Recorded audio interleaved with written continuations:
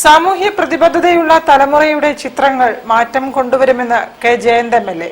Kozhikode art ഗ്യാലറിയിൽ പാരിസ്ഥിതിക ചിത്ര പ്രദർശന വിജയികൾക്ക് സമ്മാനങ്ങൾ വിതരണം ചെയ്ത് സംസാരിക്കുകയായിരുന്നു എം.എൽ.എ.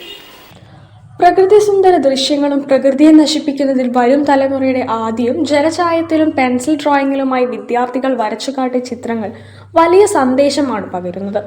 5 ദിവസങ്ങളിലായാണ് സ്കൂൾ വിദ്യാർത്ഥികൾക്കായി പാരിസ്ഥിതിക ചിത്ര പ്രദർശനം ഒരുക്കിയത്.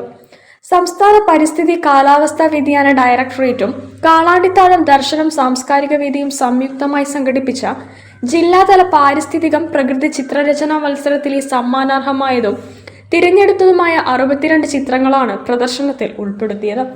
ചിത്രരചനാ മത്സരത്തിലെ സമ്മാനാർഹർക്കുള്ള ക്യാഷ് പ്രൈസും സർട്ടിഫിക്കറ്റ് വിതരണോദ്ഘാടനവും കെ ജയന്ത് എം.എൽ.എ. നിർവഹിച്ചു.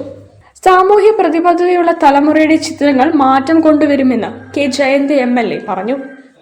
നോ എന്ന് പറയേണ്ടടുത്ത് ശക്തിയിൽ നോ പറയാൻ അറിയുന്ന, ഓരോ കാര്യത്തിനുള്ള അതിർവരമ്പുകൾ എവിടെയെന്നറിയുന്ന കുറെ കൂടി സാമൂഹ്യ ഉത്തരവാദിത്വമുള്ള ഒരു തലമുറയാണ്. അപ്പൊ ആ തലമുറയുടെ ചിന്തകള് വരകളായി നമ്മുടെ മുന്നിൽ തെളിഞ്ഞു നിൽക്കുമ്പോൾ നമ്മൾ തകർത്തെറിഞ്ഞ പ്രകൃതിയെ ഇവരിലൂടെ വീണ്ടെടുക്കാൻ സാധിക്കും. ജില്ലയിലെ LP, UP, high school, higher secondary വിദ്യാർത്ഥികളാണ് മത്സരത്തിൽ പങ്കെടുത്തത്. ദർശനം പ്രസിഡന്റ് പി സിദ്ധാർത്ഥൻ അധ്യക്ഷനായി.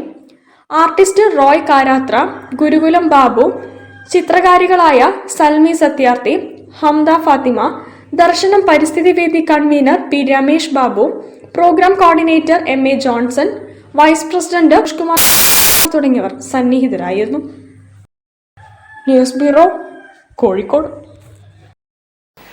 കാഫിർ സ്ക്രീൻഷോട്ട് വിഷയത്തിൽ പ്രത്യേക അന്വേഷണ സംഘത്തെ ഉപയോഗിച്ച് നടത്തുന്ന